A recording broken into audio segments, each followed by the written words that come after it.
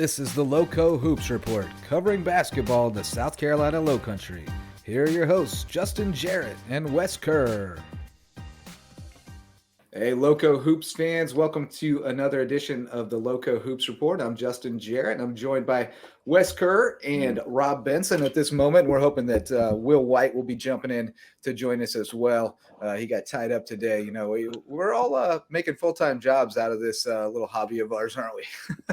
We're back to talk hoops here in the Lowco, and we've got a lot to talk about because it's been a little while since we got together. We'll, of course, go through our players of the week at the end of the show and look ahead to next week. But, we're going to reveal another edition of our power rankings. And before we do that, we kind of need to talk about what's been going on over the past week to 10 days since we last talked. So where you guys been? What have you seen? What stood out to you in the Lowco hoop scene over the last week or two?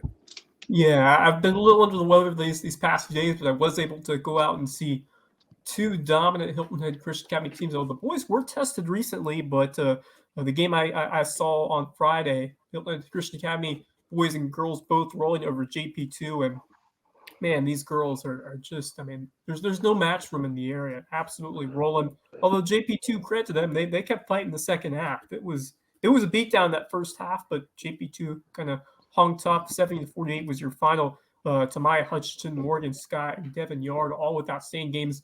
The ball movement was just terrific by that team. And, man, with the athletes that they have on the court, with their ability to hit the outside shot and their ability to drive, rebound, and create shots in close, it's just so difficult to stop them offensively. So, I think the Hilton Christian Academy team, I think they are on a cruise course. I guess you could say they're cruising on their way to the 3A state championship. I just don't see anybody stopping them this year in Skeeza, but that's why you play the games, and we'll see how they do down the stretch. But the collection of talent they have, it's truly an embarrassment of riches so far. And I was talking to Rob after the game. There really just isn't a match for him here in this area. But credit to Lauren Majorkowicz with a nice 7-point game, and Braden Mahoney has been on a tear for JP2 with her ability to scoop up rebounds and her scoring ability. She has been quite an impactful player. One of the most valuable out of the entire Lowco for her multifaceted abilities on the floor. So another great game for Braden Mahoney. And then Hilton Head Christian Academy boys, they down JP2 71-36. Big game for Isaiah Anderson, who had a nice week, scored 17 against the Golden Warriors. Such a tough matchup in the paint. He was feasting down there close to the rim. Elijah White, and how about Brady Bagginstow showing some range, hitting an outside three? A guy that maybe we don't kind of spotlight very many times because he kind of has more of a supporting role for this team. But man, he's excellent in the paint. Great finisher, and then he can step out and he can nail a three. So nice game for Bagginstow, someone who I really thought was really underrated guy these past years. So the Christian Academy and showed why again in the big win for JP2. But the defensive performance was excellent. They were able to deny that John Paul II offense with some athletes like Christian Tilton and Sebastian Slusny. So Hilton Head Christian Academy, they were tested this past week, but they're able to hang on and wound up being a pretty close battle there against Bethesda Academy, I believe, for HHCA. But it went to overtime, 55-54 in OT. So another big game by Isaiah Anderson, but that's one of those games where it's nice to have a close one. It's nice to be battle tested. They've won a couple close ones in OT, and I feel like you have the mentality that when the game gets when it gets tight, you have the clutch players to get the job done. So well done for HHCA, and both teams right now are on the roll here in 2023. Yeah, I kind of look at that HHCA loss as, they were on such a run that you're going to run into a night where you don't have your fastball and it's kind of a trap game and somebody sneaks up on you, and they managed to win that game. And, you don't usually win that game. You usually lose it. So, when you can get that wake-up call, so to speak, and still get the W, that's a good thing. That hopefully they can, spur that to keep this thing going. But Robbie, where you been, man? I know you've been seeing those HHCA girls, of course, and you guys got a big one this evening after we record against Woodville Tompkins. Yeah, that should be one of the remaining dynamic games of the season. Also, Bluffton actually plays Woodville Tompkins this upcoming Tuesday, so you get that kind of comparative market analysis going on by the middle of next week, right? Transitive property. Yeah, we're gonna lean on it until we can't. Yeah, I mean, I definitely saw the JP2 thing. I then saw JP2 versus BA as well, following all the boys' games, and they're kind of headlong into knocking each other off in region play, and a couple have sort of come through. Uh, None of them are unscathed on the boys' side. It was good to see, Christian fight off. I think that it's going to get tighter down the stretch for some of those teams like Christian. To see them to be able to go to overtime and get that victory. Prep's been off for a good week or two. They're back at it tonight at BA. Okay, and then another that game was postponed earlier. Oh yeah, and then you have Beaufort on a 5-game run on the boys' side, which I think really kind of starts to set them up. Even though, and this is one of Will's things, even though they have a losing record, they're getting hot at the right time, right? So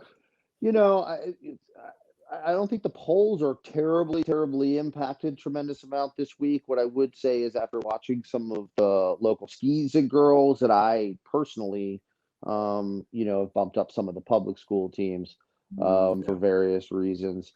But yeah, I mean, very competitive week. You saw a big time performance out there at Ridgeland.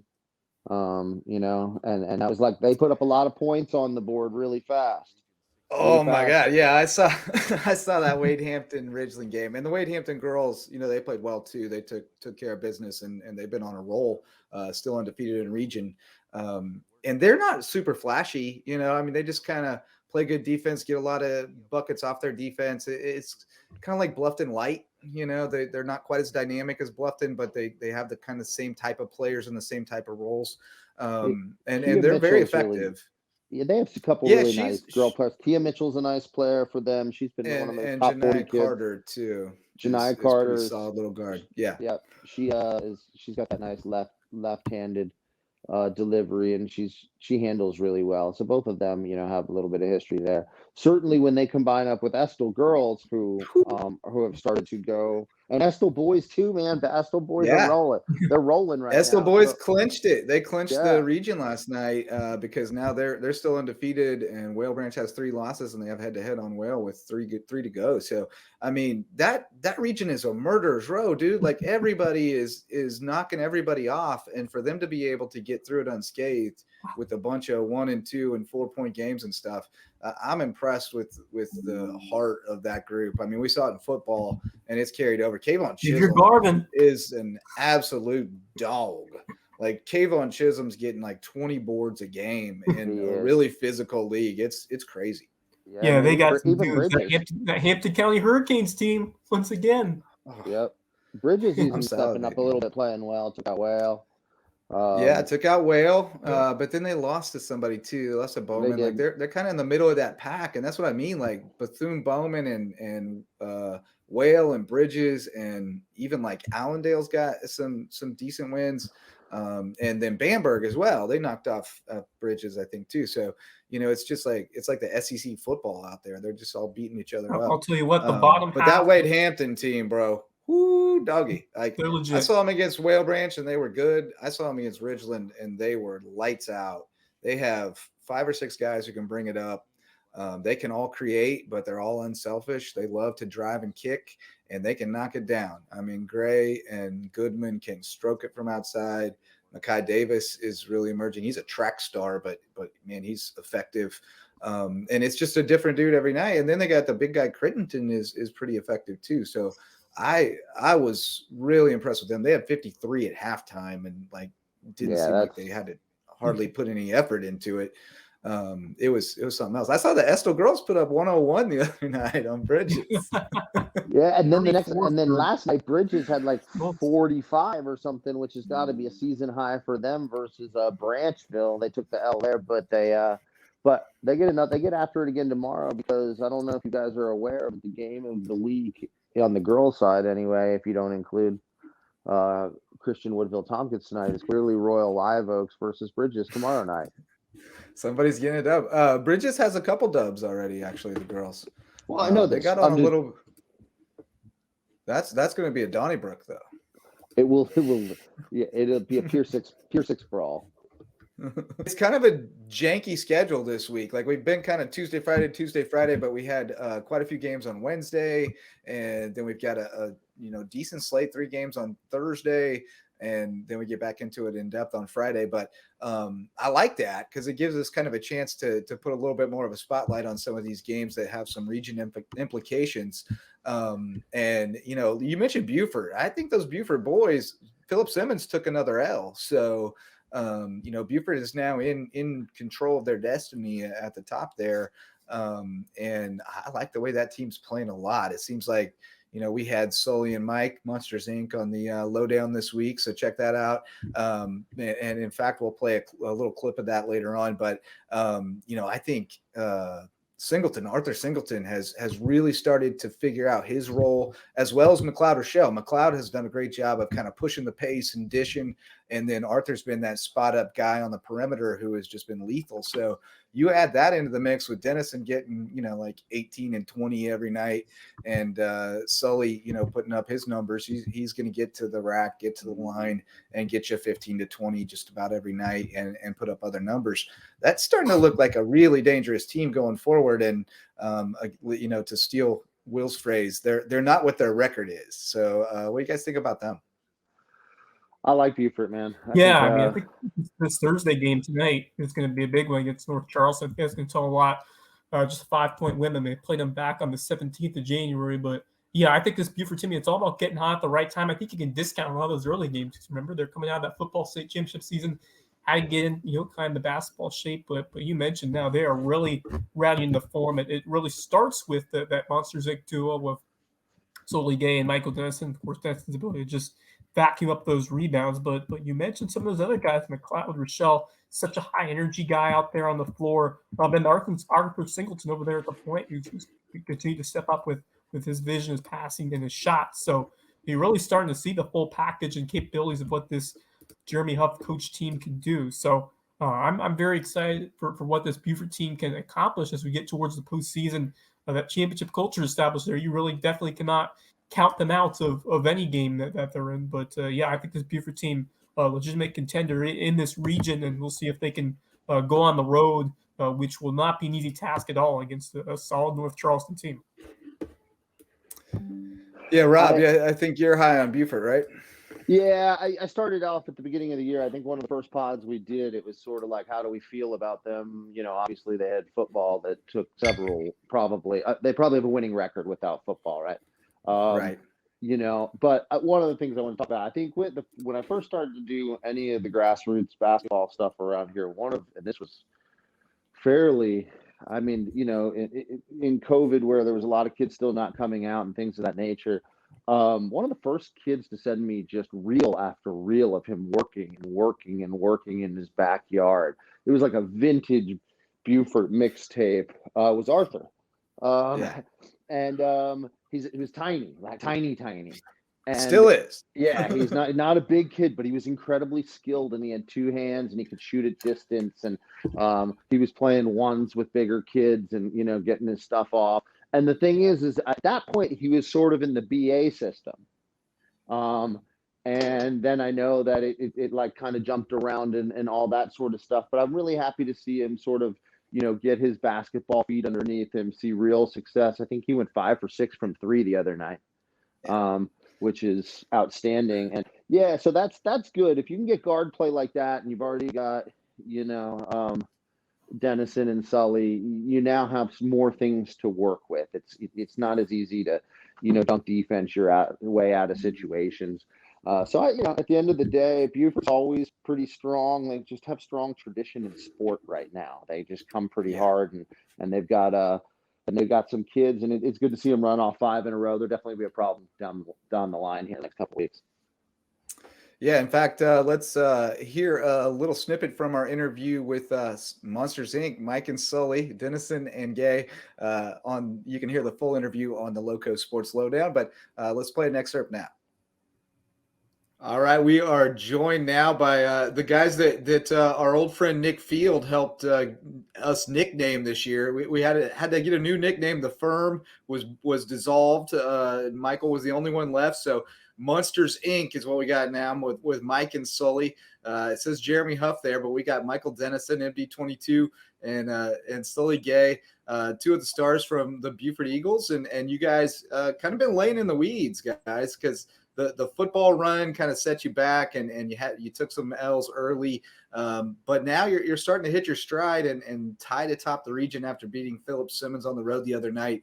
Take us through a little bit of just what this season has been like, transitioning from football late for you, Mike, and Sully, you're there kind of by yourself until those guys get there a little bit. So what's it been like, and do you feel like you guys are starting to hit your stride now? We're definitely starting to hit our stride. It took us a while to get going because we ran late into football season, of course, and then I had a pretty bad sprained ankle that I played on in the state championship game, and that took me out for a few weeks. So we were hardly even full force in late December, and by then we had still hardly even practiced. So we didn't really get going until the new year into January, and now we're starting to play more of the team together, I'd say. Definitely faced a whole lot more adversity than other teams could say starting in June with Anderson when that happened.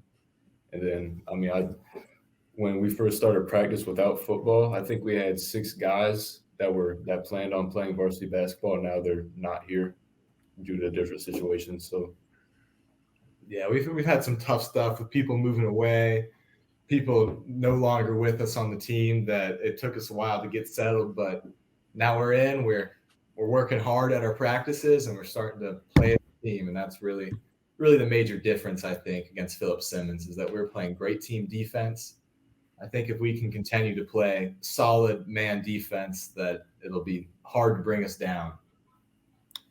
And yeah, you mentioned that defense was huge for you. You guys have been red hot. Now 4-1 region play, 4 consecutive wins coming off, as you mentioned, a strong victory, 48-35 for Philip Simmons.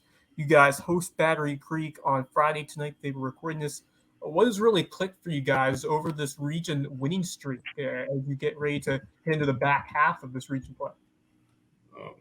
Probably just prioritizing defense. We realized early in the region that if we play defense, we were playing defense against like all the tougher 5A schools earlier in the year, then nobody's really going to stop us. And then other things like just executing turnovers, limiting turnovers, and we started pushing the ball a lot more when we had numbers, and that helped a lot. Yeah, originally we were playing a lot slower because we were scared of turning the ball over earlier in the season. But a major factor for that was because we hadn't been playing together with each other for a while.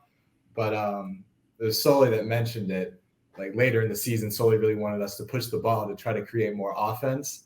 And it's really been good for us. Mac and Arthur have really stepped up, and we've limited our turnovers and gotten some good buckets in transition.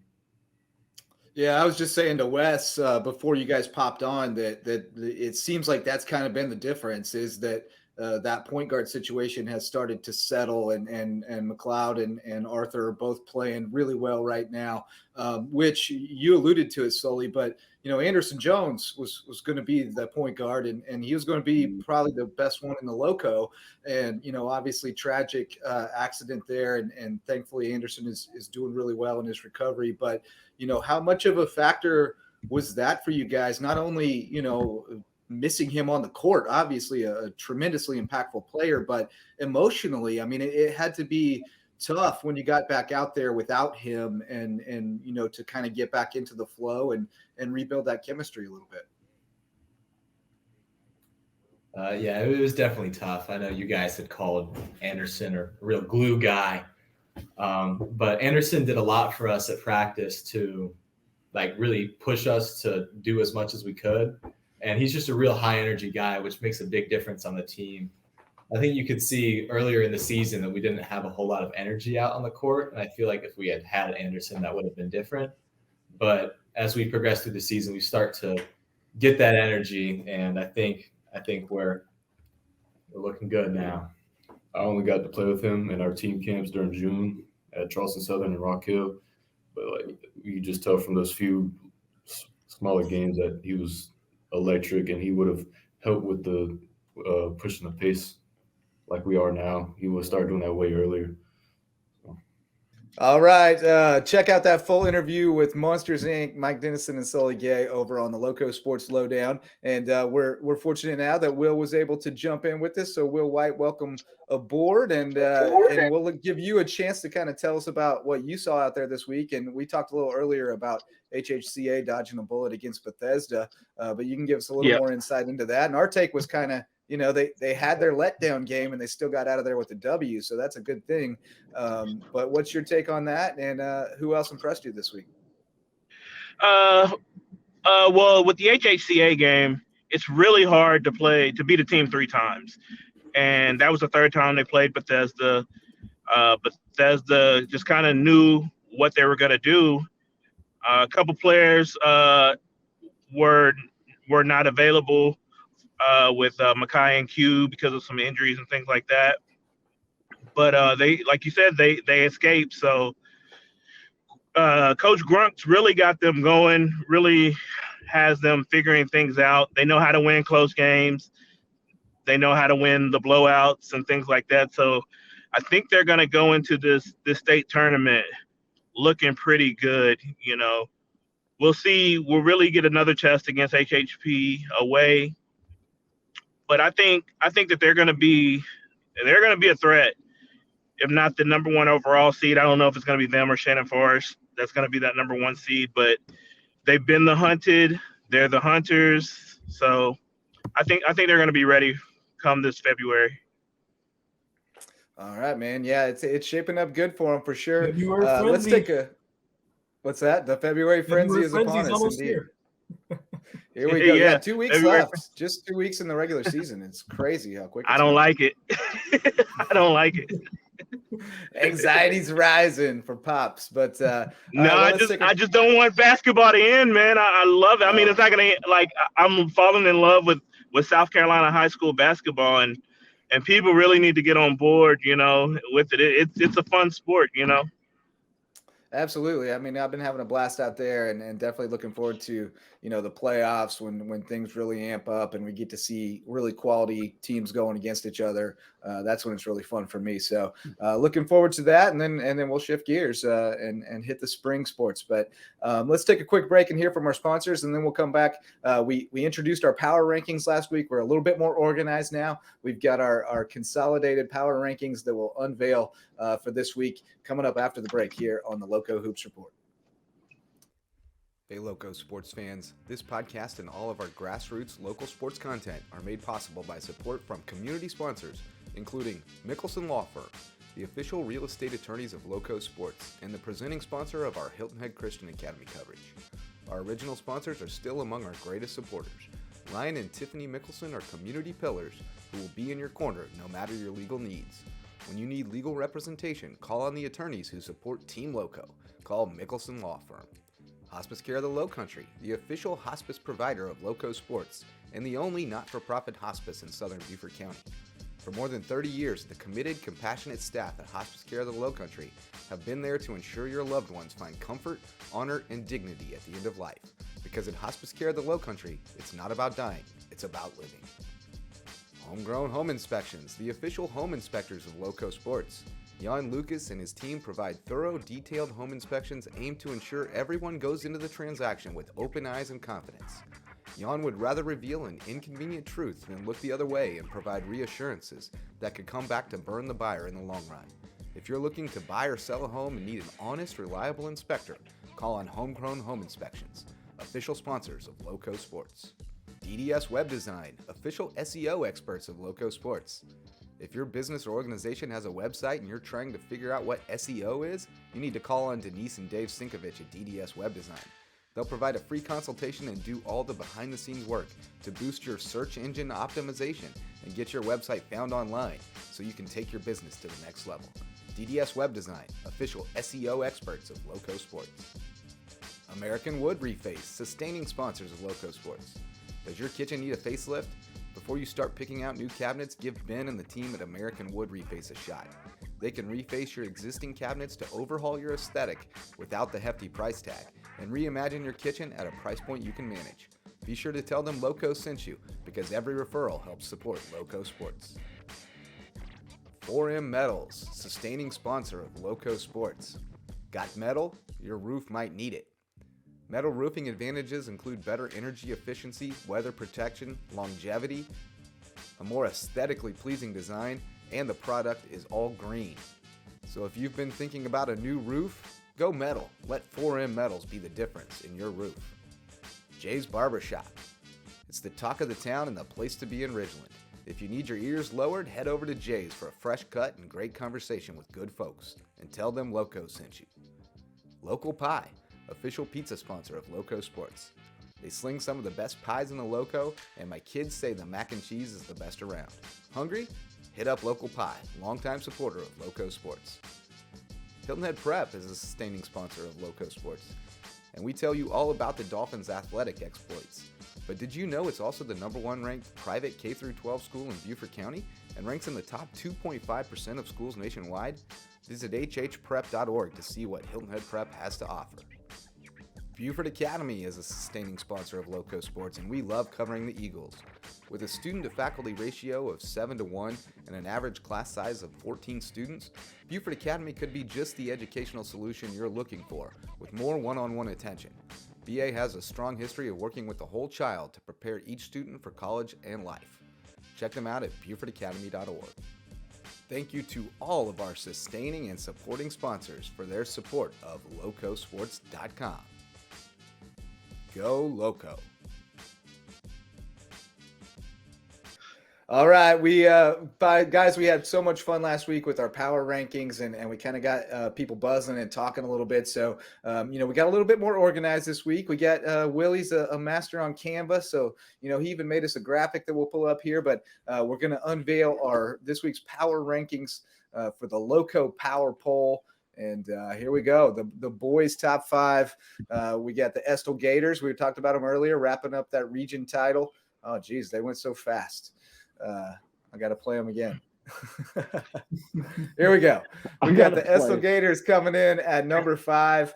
We talked about them earlier. They wrapped up that region title in Region 7 1A. Beaufort on that hot streak and atop their region in 3A. Hilton Head Christian, we dropped them down a couple of spots, guys. I think nothing against them, although that Bethesda scare probably a little bit of a factor, but more so just the other two teams who have impressed us early are really hitting their stride and starting to roll. And I talked about Wade Hampton putting up 92 at Ridgeland, and James Island just keeps getting it done. I got to admit, I was counting on Lucy Beckham to knock them off this week to justify my feelings toward James Island based on a terribly small sample size. And James Island took care of business, so I had to jump them way up in my rankings personally. But that's where we stand, guys. What do you think about these boys' rankings? Anything to add there? I don't like them. No. But they're pretty good. We all pretty much had the same 5. I don't think Beaufort should be 4, but we did a little point system, and that's how it came out. I do think HHCA can beat James Island. I think the only team, if I'm looking at this 5, the only team that scares me for HHCA would be Wade Hampton. I think they can handle all the other 3 teams. So I don't know. I don't know about the knocking down to 3, but hey, it's a poll and it's fair. So it's not just it's not homers for all you fans that want to know. So that's my concern. I think there's recency bias, right? Yeah, like polls get a little bit of recency bias. So in this particular situation, Christian admittedly wasn't at full strength, and they go out there and go to overtime or what have you. But when they got ranked 1 in the power polls, they're essentially coming off of that prep win, right? Yeah. So everyone, that was the big hype atmosphere, the big hype game of that week. So now we're kind of, and honestly, some of the regions, there's been a lot of good region matchups. But there's been a lot of, the last couple nights, there's been a lot of the stragglers versus the leaders versus, what I'm saying? So, So what we haven't had is that polarizing marquee, this is what it looks like this year game on the public side, really, in a lot of ways. So Yeah. we're getting there. That's what February's for, right? Absolutely. Absolutely. So let's take a look at these girls' rankings that Big Willie's got for us somewhere here. There we go. Got the Hilton Head Seahawks coming in at number 5. They lost to Bluffton, but then came back with a win against May River. Still sitting second in the region, tied with James Island with one in hand against them. Hampton at number 4. I talked about them earlier. I think they're a solid squad, but they do have 2 losses to Bluffton, who we have at number 3.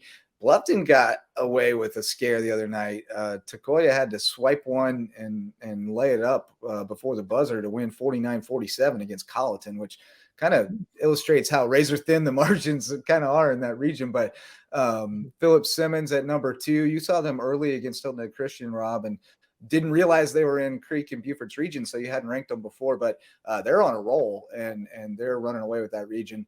And then, of course, HHCA at number 1. So, Wes, what do you think, man? Yeah, I mean, Hilton Christian Academy is the clear-cut number 1. I don't think there's anything that would sway us from not having the top spot. But yeah, like you said about Bluffton, that kind of shows you how close now, how much parity that there is in that region 7-4A with Bluffton there at the top. You got Hilton Head High, you got James Island there, right? Lucy Beckham. All those 4 teams are kind of close to each other. Although Bluffton, I think, is raising the gap a little bit. I think just evidenced by that nice, solid, convincing win over Hilton Head. But then again, they just barely snuck by against Colleton, who Colleton's got some athletes, but certainly they haven't had the best year. So interesting to kind of see what we make of all that. But I do think Bluffton is still the best team in that region. But Hilton Head still hanging strong. A tough loss. I thought they really outplayed at Bluffton, but that was huge to come back and get that road win at May River. Never easy to do that, especially on the road against still a very strong May River team that tested Bluffton in that meeting that we saw a week or so ago. And then Wade Hampton with a nice season as well in South Carolina High School League 2A to grab number 4 spot. Philip Simmons off to a really nice year as well over there in 3A, same region as Battery Creek and Beaufort. But JP2, I wouldn't expect them to be that too far from number 5. I thought they competed hard against Hilton Head Christian Academy. I thought it was a respectable performance, even though they're blown in the first half. I thought they kind of hung around the second, played well. So I think JP2, I think they're kind of close. I think Hilton High is still head and shoulders above them, but I do think that JP2, with that stellar play of Bray Mahoney and a couple other supporting players as well, I think they're having a solid year and certainly could be in consideration going forward. But obviously the clear-cut number 1 is Hilton Head Christian Academy here in the Lowcountry, and I just don't think anybody's going to touch them the rest of the way. Yeah, JP2 was my number 5, so. Yeah. See, I kind of saw it differently. I saw it more as like HHCA kind of exposed the chasm between them and JP2. It was 45-10 at halftime. Like, and there was honestly, guys, there was Abby Peduzzi didn't play at all. Right. And Jada, who's normally a starter, didn't come in until a minute and a half to go in the first quarter. Yeah, but PJ was hooping that game. I mean, she was hooping that game. She dropped some dimes, man. But that illustrates it. Like, that illustrates there's like PJ's on a level that there's only 1 or 2 kids maybe on that level for JP2, and she's like their 7th man or whatever. Like, and that's the thing. Like, so I think and then come back and get the juxtaposition of where they play BA and really controlled BA the whole game. Right. And BA played with BA. They played just. You never know what you're gonna get. You really don't. You never. Yeah. I've seen BA look really, really good, and I've seen BA look really, really bad, and I'm like, it's just. I just don't know what I'm gonna get. That's And that's they played so well, thing. like against Early. like Patrick Henry, for example. They played phenomenally well. Like the first time, they just ran them off the court. And then they went out against JP2 and kind of sleepwalking through it for a quarter and a half, and then turned it on at the end and actually had a chance until Michaela got hurt. I'll give you a little because Christian played Philip Simmons earlier this year, but it was in a tournament. It was coming off of Christian's lone loss which had the potential to be a real blow-up game. But because it was a third game in 3 days, the best player, Phillip Simmons, didn't play. She was coming off of a torn ACL. She missed all of last year, or very close. She's already was 1,000-point scorer before missing last year. Wow. So she just actually determined, I think it's part of her recovery, because she could have played it at a lower D1 level, certainly. But Kylie Kellerman's her name, for what it's worth. She's a wonderful player. She feels it almost better at point guard than almost anyone in the state, much less the Lowcountry. And so if she had been back for the Christian game, which ended up being a 19-20 point game, I still don't in any way, shape, or form see Phillip Simmons beating them. But at the same time, when she's with them, they're quite good because they have an elite playmaker in the state. So they definitely deserve the number 2 when she's playing with them. They've got the best player on the floor in most games. So. Yeah, she's averaging 15.9 points, 3.8 assists, 4 rebounds, 2.8 steals. So yeah, and I think that's on sort of like on a minutes watch and not playing back-to-backs. And she just signed preferred walk-on at Clemson. So what they're going to do is she's going to do is be a preferred walk-on at Clemson. I guarantee you, as that knee recovers and they get her into that system, right? I promise she'll be scholarship. She'll be a scholarship kid by sophomore year. Yeah. 33% from 3, 81% from the line. That'll get her done. I mean, they have 4 losses. I think one's to like a really good Northwood team, one's to HHCA, and I think the other 2 were to Bluffton, and she's probably still recovering from that knee injury. And they have one of the best nicknames in all of the state, the most original too. It's not Eagles, it's Iron Horses. That's pretty cool. Yeah. They did not play Bluffton. They did not play Bluffton. They have one of the best wins out in the Lowcountry from Charleston down to here, outside of Christian's wins versus Statesboro and those sorts of wins. They have a W against Brunswick, which in Brunswick is like, I think 6A in Georgia and is a dog. They also beat Military Magnet, which is a 1A dog, right? 2-time state champion in 1A. However, and they beat Oceanside. Yeah, Oceanside's really super young, but their losses are to Northwood, Hilton Head Christian, Bishop O'Connell out of DC. That's what it was. Basically. So Bishop O'Connell's in the WCAC, and no one in this area has beaten Bishop O'Connell. Like that's the DC Catholic League. That's like the Matha and Gonzaga and stuff like that. And then they lost to Woodmont as well. Right. So solid program. I at least one of those losses again to Christian, she didn't play. So God, Lord knows what they look like if she didn't. And they haven't lost since then, by the way. Have they not? They're undefeated since then. No, and they're rolling people. Okay. Yeah. Their closest game in region was 13 points against Beaufort. So they're her mixtapes are fun. She feels it like she's just one of those kids, Great soccer player too, all-state soccer player. Awesome. Love to see it. All right. Guys. Well, those are the power rankings, and we kind of went around the world there a little bit, talking about some of the teams that we don't officially cover, which that's they're playing our teams every night. These kids are our kids too in some way. So we definitely want to shine a light on the kids who are showing out there as we continue to expand the reach we have here at Lowco Sports. So feel free to hit us up and let us know what you think about those power rankings, and give us your poll though, so we can pick it apart. So that's kind of the deal. You can say what you want, we'll share, but you got to share your top 5 too. So hit us up on social media, and maybe we'll share them here if they're not too far out of control. All right, guys, let's get to our players of the week, and then we'll take a look ahead at next week before we get out of here. But Wes, you're up first, buddy. Who are you going with for your players of the week?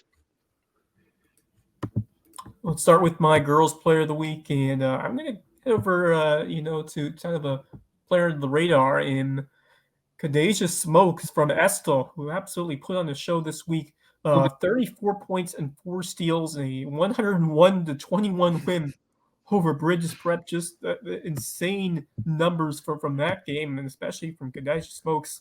And then she does it again later on in the week for Estill and scores 23 points, 6 rebounds, and 10 steals, so a double-double in a 76-18 win over Whalebridge. So their defense has been terrific these last few games, and Smokes has been far and away their leading scorer. She has really been doing it all. The defense has been apparent as well with those number of steals, and she's able to pull down some boards as well. So really impacting this Estill team in all areas, and really has turned up her game over this past week or so. So lots of like for this Estill girls team, and especially Kadeisha Smokes, who has been on fire these last few games. Then for my boys player of the week, I'm going to go with the one I saw in person on Friday, and that's Isaiah Anderson for HHCA. And, we talked a lot about some of these guys like Elijah White, Harry Skinner, who's been the feel-good story, but don't forget about Isaiah Anderson and his height and his ability to win up close to the basket, pull down rebounds, and finish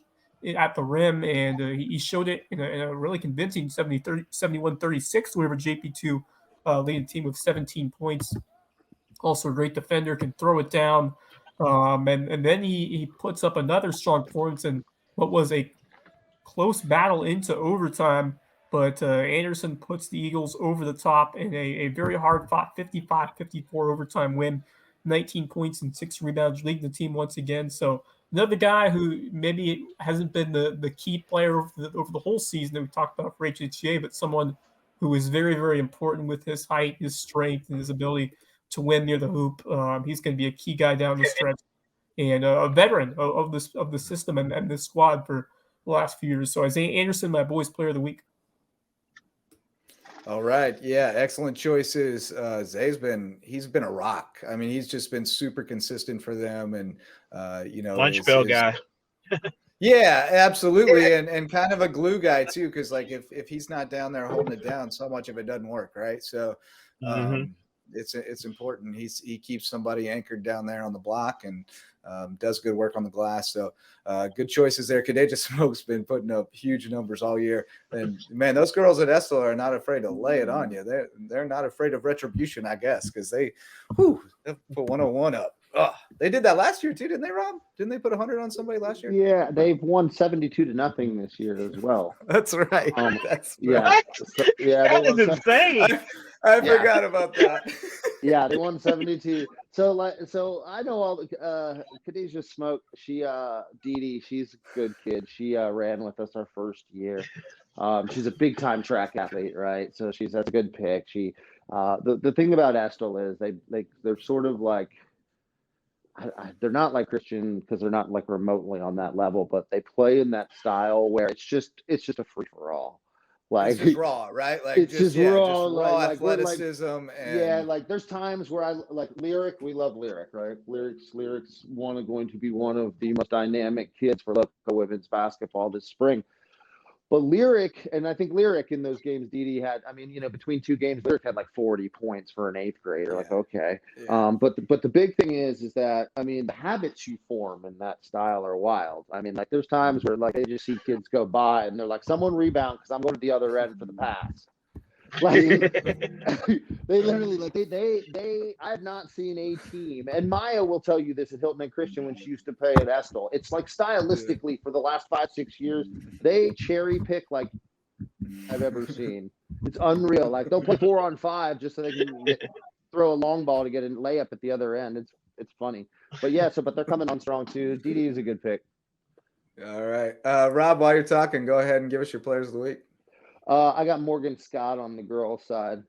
The reason I've got Morgan is because I kept hearing all these Brady Mahoney numbers, and the double doubles, and so Morgan just put it on JP in that first half in ways that weren't even right. And so for that, I think that she deserves a lot of credit because I think she's shooting almost 50%. From the field. Now, here's a wild stat about Morgan. When you go on her huddle and look at her shot chart, for example, she has not shot outside of 4 feet this year, not once. And I don't mean that's interesting.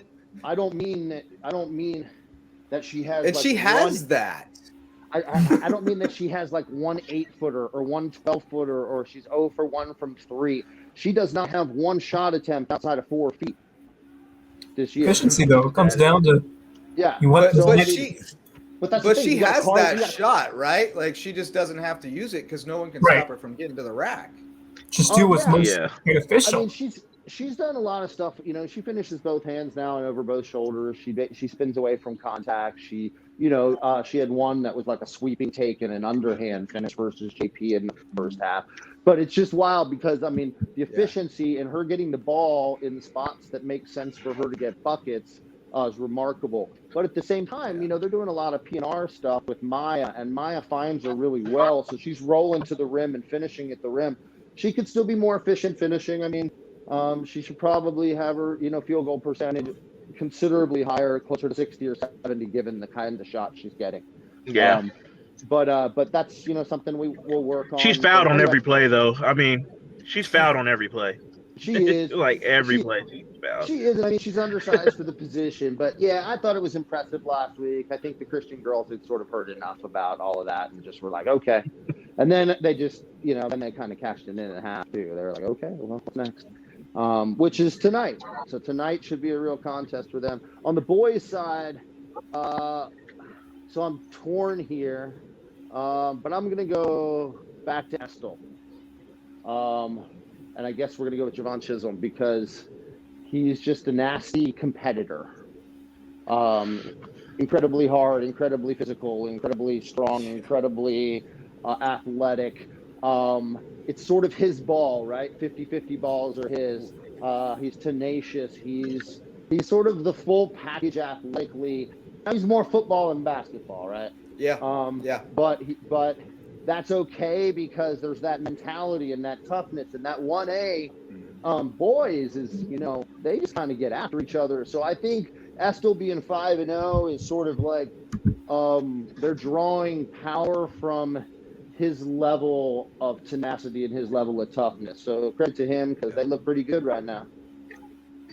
Yeah, I think that's a great choice. I mean, he's doing yeoman's work on the glass, and he is a physical specimen, just unreal. I was actually, since you went there, I'm not going to do my player of the week yet, but I'll also shout out Angelo Lewis from Estill because he's one of the few seniors on that team. It's mostly juniors, and he's been huge lately. He had a huge night the other night. What night was that? Monday night, he had 26 and 8 against Bridges Prep, which is a real solid evening. So that is good stuff there. All right, Willie, who are your players of the week? Well, Wes took both of mine, and then I tried to follow up with one in the chamber, and Rob took it. So for the boys, I'm just gonna go the whole HHCA team. I mean, first time in over like 12 years, 20 wins, which is hard to do. I mean, Grunk's got the program turned around. He's got talent. They're never going to score, 80 to 100 points because that's just not his style. They probably could if that was his style, but they don't. So that gets underlooked a lot. But good senior leadership on the team, and Will Sharp and Brady Baggenstone and even Ben Eddy. And I mean, they get after it after practice and give the people who we consider like the star players, quote unquote, good runs in practice, So I just want to give a shout out to the whole team. 20 wins is amazing, especially for a program that's culture wasn't really good, for the past 10 to 12 years, They haven't had a winning season and since then, and to go to 20 is pretty amazing. So I want to give it out to the whole team. On the girls' side, my pick was taken. I was gonna go Mahoney because I think she actually played pretty well in that game. She showed me she was a hooper in that game. And then I was gonna go Linda Young because she's always a solid pick. But I'm gonna go Devin Yard. She doesn't get a lot of the love because of all the power that's on that HHCA team, but I call her quiet right. She's quiet, but she's been deadly accurate from 3. She makes the right pass. She's always making the right play, and she is a dog on defense. And I don't mean that like if you're a hooper, if you're a dog on defense, then you get after it. So that's my player of the week, and then the HHCA boys for the whole team. Homer. Homer. Big Homer I'll take picks it. over there. Homer Hey, they're picks. both 20-win teams. What other team in the Loco can say that? What other school can say that right now? No, That both I programs mean, are over 20 that's wins. absolutely right. Although Wade Hampton's getting close. Boys are there. Girls They're getting there. will get there. They just haven't played enough games. If they would have played enough games, they'd be there. For my girls player of the week, I'm going to go, even though they almost lost, they didn't because of Takoya Hayward. I was struggling. I had a bunch of different ones I was kind of looking at. And I thought, Koya got that game winner to save the day against Colleton. So I looked at her stats, and she had 14 points, 12 rebounds, 5 steals, 1 assist, 4 turnovers.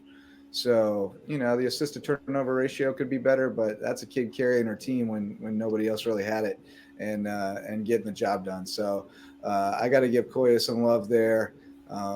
She did not shoot it a ton of times. I mean, she put up 15 shots, but it's not like she was ball hugging or anything, but just looks like, they kind of had a tough night on offense, and she made something happen with her defense at the end of the game and got the W. And, she's that kid.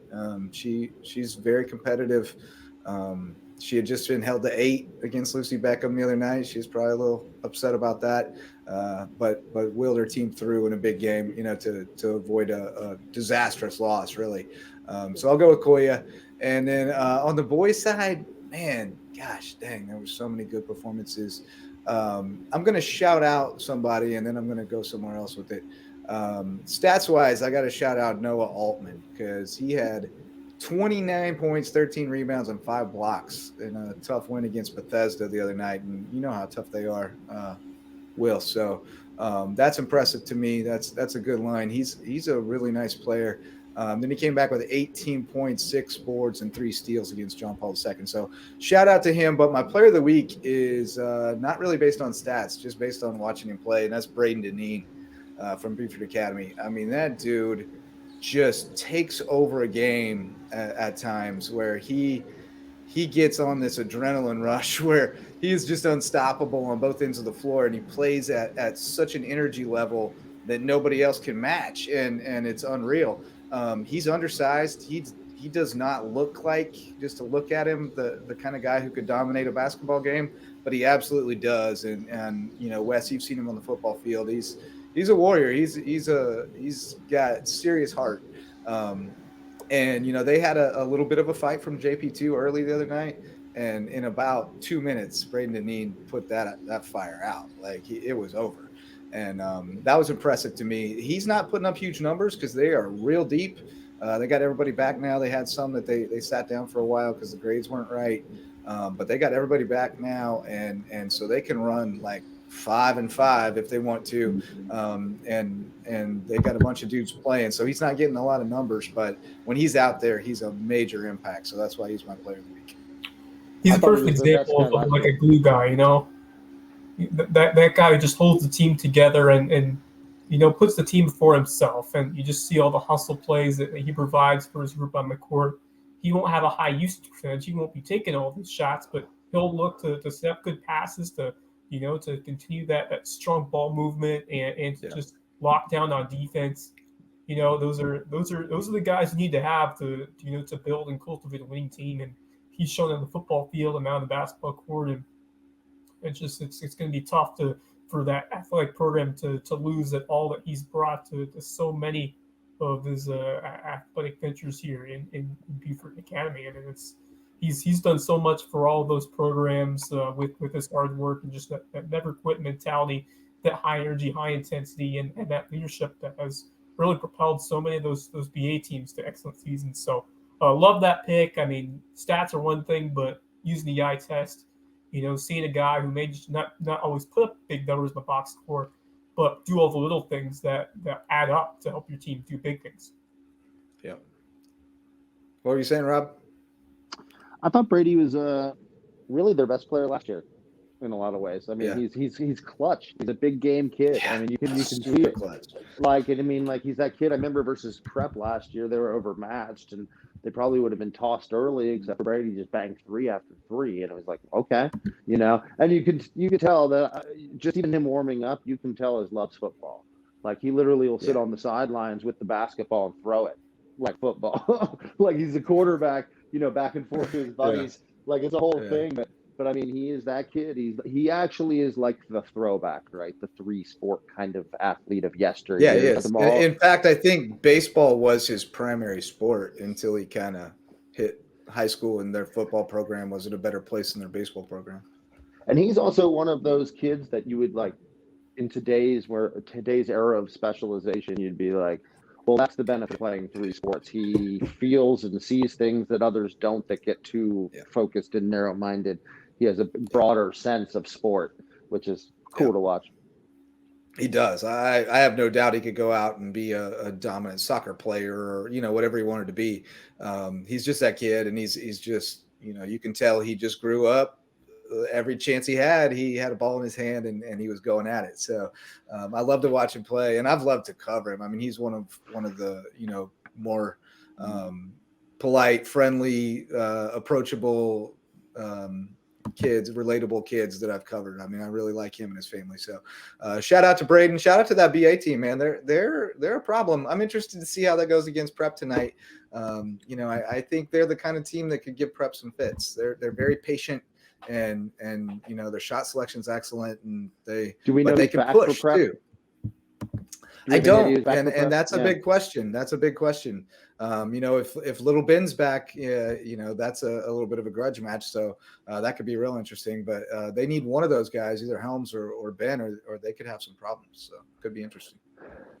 Speaking of that, let's look ahead, guys. Let's look ahead to next week, and it kind of starts with tonight, which will be in the past by the time we get this thing out. But what else are you looking forward to this week? We got some big ones coming up. Region title races coming down to the wire, and some more Lowco and Lowco matchups. Where are you going to be? Yeah, I'm going to be at the Den on Friday night. Bluffton girls going up against James Island. That should be a fantastic matchup. Of course, the Bluffton girls right there vying for that region title over there in 7-4-8. Bluffton sitting at 7-1. James Island a game back at 6-2. Hilton Head tied for second, also at 6-2. So huge implications there in that one. For Bluffton, trying to avenge that tough overtime loss, 52-44 back on January 13th. So trying to take some revenge against the Trojans. There should be a fantastic girls game. See what happens to the boys game. I think James Island should roll on the road. Like we said, one of the, if not the best team on the boys side of things. So I expect James Island boys, but when you have Jalen Linder, he always can take over a game at any moment. But I do think James Island should roll in that contest. But man, we are getting down to it. To just a few weeks left for the playoffs. Lots of great games on the slate. We got Hilton Christian Academy JP2, so a rematch there. I expect JP2 to come out strong at home, but I do think Hilton Christian Academy, after that letdown, they won. But I think when they have that close battle against Bethesda, I think they'll use that as fuel to just continue to turn it up a notch as they get closer to the playoffs. And then some more big games coming up early next week. BA taking on Hilton Head Christian Academy, and then JP2 Hilton Head Prep, which should be a very interesting.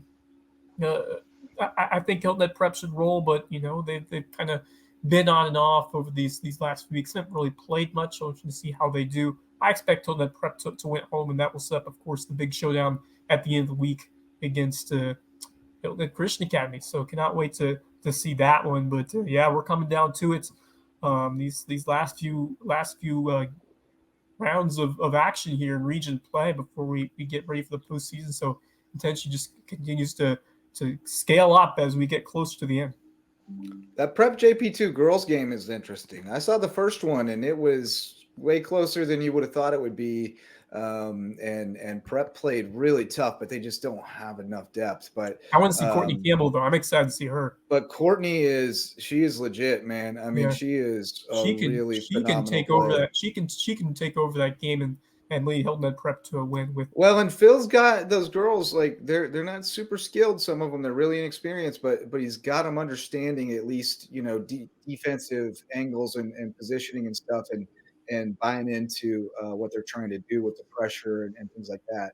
Because they're just trying to limit possessions. Like they know Courtney's good for 30 if they play it right, and if they can hold the team under 30, then they got a shot. And that's right. That's what he's trying to do. Just shorten the game and limit the possessions and Rebounding is always huge when you have score. when you have a player like Mahoney to go up against. Got to be able to find a way to hold your own on the glass if you want to win that. Yeah, and they just need to finish close to the rim. They get some rebounds, but they can't get the putbacks a lot when they're contested. So, but they're getting there, man. They're getting tougher every time I see them. And I got to give a shout out to Phil because he's coaching his butt off down there. He doesn't have a lot to work with, but they're getting better. Absolutely. All right, guys. Well, I will probably try to sneak out Wade Hampton on Friday. They got Woodland coming in. 2-point game in the boys' game the first time. Went to Woodland up there. I'll attribute that to home court and say Wade Hampton's going to get the split. But the girls' game was pretty tight too, and they're 1-2 as well. So I'm going to try to slip out there Friday night and check that one out. But if not, I'll at least get the report on that. But really interested in the Beaufort North Charleston game on Thursday, and I still think that Hilton Head Prep DA game is going to be interesting. You guys can laugh at me if it wasn't. It'll be close, man. Yeah, there's some good ones coming up. Christian tonight, guys. That game was pretty close. Mid third. Paduzzi's just back tonight, but they've literally moved the start time to 7:30 to boys' start time. It's like sort of Woodville's. Right now, Christian in Max Preps is the number 1 team in Savannah. That doesn't sit well with any team in Savannah at all. So now, did they flip flop them? They flip flop that? boys and girls. They flip flop boys and girls, or what? What do you mean? Oh, the boys aren't playing, right? You're just playing it at 7:30. Yeah, boys don't play till tomorrow.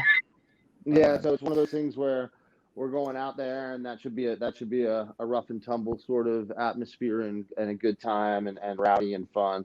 So that'll be a nice one tonight. Speaking of Woodville, Alfonso Ross from their boys team just signed or committed to USCB. So that was cool to see. And I saw Coach Fidala out at JP2. Congrats. Yeah, that was awesome. We got a Sand Shark, baby. Tomorrow we got JP2 Christian. Recruit the Palmetto State. Well, that's Georgia, brother. Recruit the Lowcountry. Yeah, Whatever you want to call it. That's the Coastal Empire. But either I'm learning.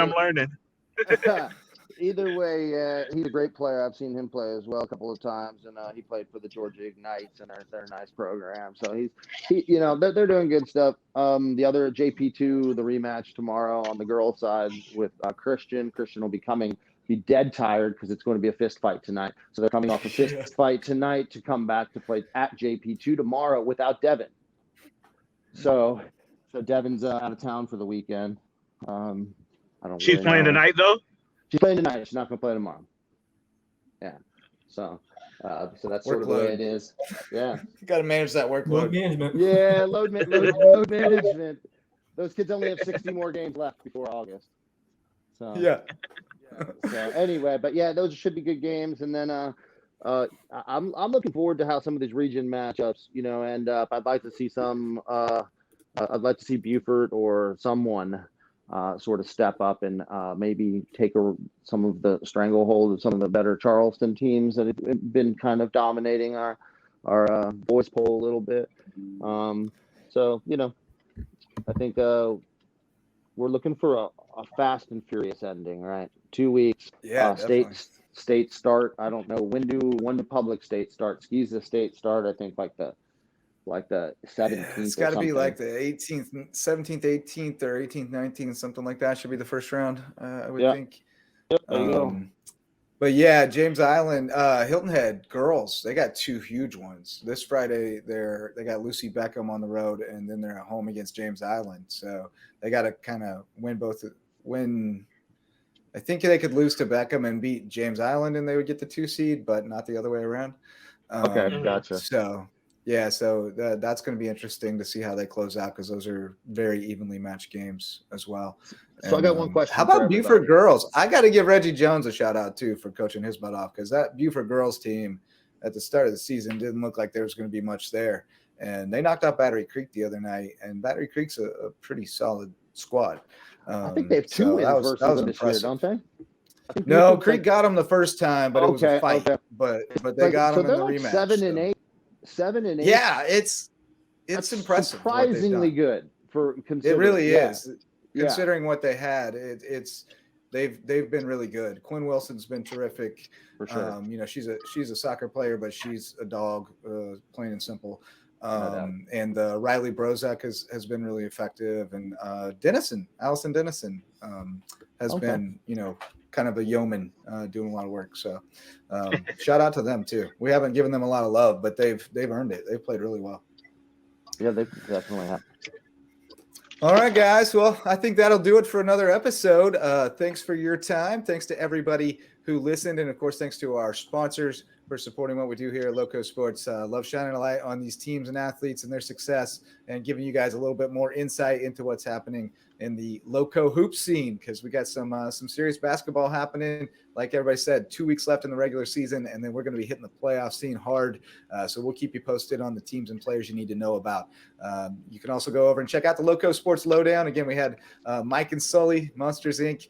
from Beaufort High on this week. We'll have the full interview over there. And as well as, my Hoops fans here can attest, Red's Barbershop with Tony Bruin. Our last episode was absolutely phenomenal with Sam Perkins. Phenomenal.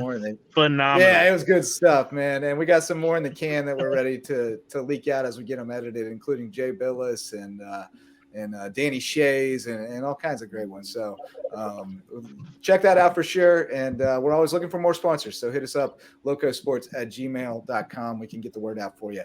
That's going to do it for this episode. Thanks so much for listening or viewing. And if you agree to do it again next week, we'll be back to talk again next week. Until next time, go Lowco.